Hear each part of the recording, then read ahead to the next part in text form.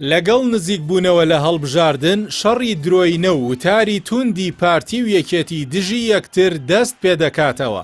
دوایەوەی دڵنیا دەبن وتار و بەڵێنە درۆینە و دووبارەکانیان بێسوودە دەیانەوێت بە هێرشی درۆینە بۆ سەر یەکدی دەنگدەران فریو بدەن. پارتی و یەکێتی کە لە دوای ڕاپەڕینەوە لەسەر دابەشکردنی دەسەڵات و داهات ڕێکەوتون و بە تایبەتیش لە پاش هەناردەکردنی نەوتەوە ئیدی شان بەشانی یەک دەستیان بە خواردنی داهاتی سەر زەوی و ژێر زەوی وڵات کرد. بەڵام بۆ ڕازیکردنی لایەنگرەکانیان و چاوبەستی خەڵکی کوردستان لە کاتی بانگەشەی هەڵبژاردنەکاندا دەست بە ڕکابەری یەکدی و گوتاری توندی میدیایی دەکەنەوە. دوای ساڵانێکی زۆر لەم سیناریۆ سواوە پێویستە هاوڵاتیان باوەڕ بەم یاری و خۆڵکردنە چاوەی پارتی و یەکێتی نەکەن کە تەنیا بۆ بەدەستهێنانی دەنگە و لە بنەچەدا ئەم دوو حزبە یەکشتن و موو بە نێوانیاندا ناچێت. دوجاریش کێکی دەسەڵات و دزی و تاڵانی و قاچاخی و ستەم کۆیان دەکاتەوە. کاندید و بەرپرسانی پارتی و یەکێتی لە ئاستی حکوومەت و حزبدا ناو ناتۆرەی ناشرین لە یەکدەنێن و لە فەرهەنگی جنێوەکاندا بە دوای سووکترین وشەدا دەگەڕێن تاکو و بەرامبەر یەکتر بەکاری بێنن. یەکێک بەوی دیکە دەڵێت لەگام و ئەویان بەم دەڵێت لەگلەگی.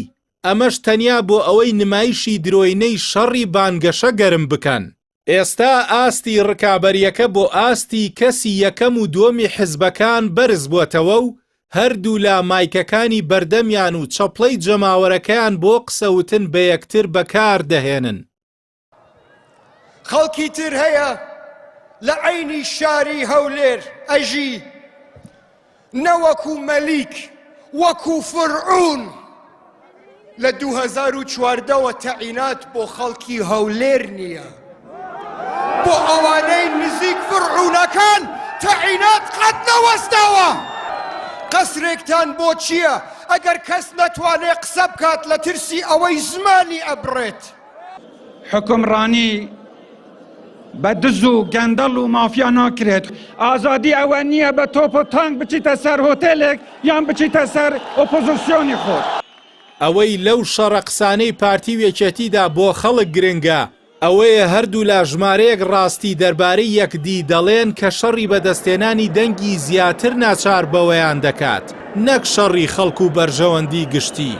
هەمووی ساڵێک لەمەوبەریش بوو لە بانگەشەی هەڵبژاردنە دیزاینکراوەکەی پەرلەمانی کوردستاندا پارتی و یەکێتی ئەوەی نەشیا بە یەکیان کرد. بەڵام تەنیا 2 هەفتە دوای هەڵبژاردن بە زمانی حاڵ وتیان ئەوەی گوتمان و کردمان ڕادیۆ بوو.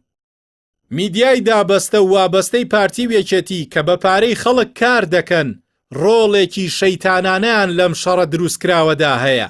بەڵام پێویستە خەڵکی کوردستان ژیرانەتر لە میاریە دووبارانە بڕوانێت و بەم هەوڵانە بەلاڕێدا نەچێت. چونکە مانگی داهاتوو دەیبینین فراکسیۆنەکانی سەوز و زرد قۆڵ دەکەنەوە بە قۆڵی یەکدا و ڕێگەی بەغداد دەگرنەوە بەر.